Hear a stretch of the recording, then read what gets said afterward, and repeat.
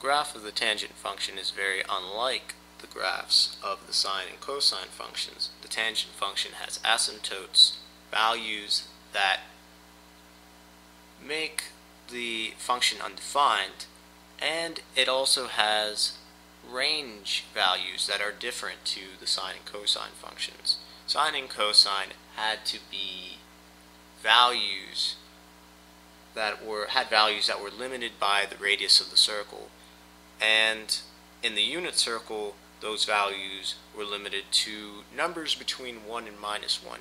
The tangent function has no such limitations.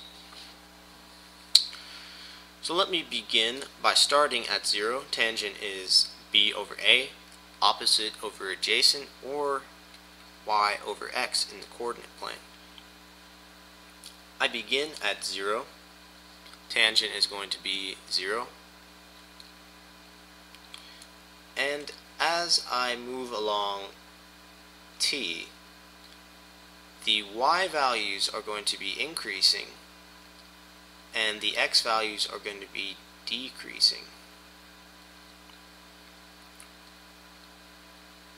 But not only that, x is going to be a number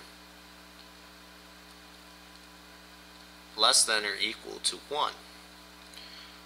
So what's going to happen is, as I start approaching very, very closely to this asymptote, I'm going to get numbers like 0.001, 0.00001, 0.0000001 in the denominator, and that's going to cause the values of the y to skyrocket, the total value of the tangent function to skyrocket when I divide by these very, very small numbers.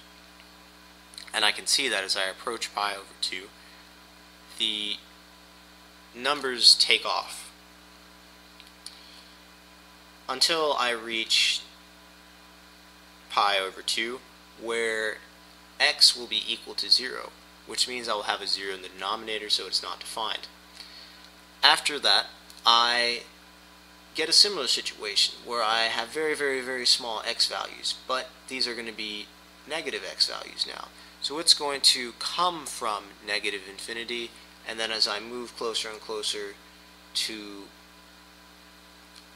180 degrees, the values are going to get smaller and smaller until they reach 0, because then I'll have 0y, and then 0 over 1x is 0.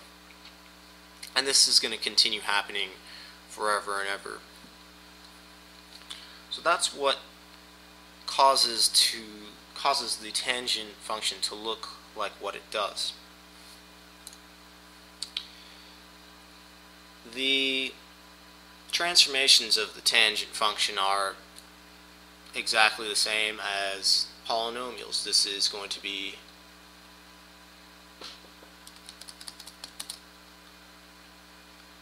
vertical shift.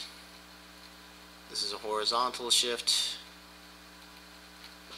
This is horizontal stretching compression, and this is vertical stretching and compression.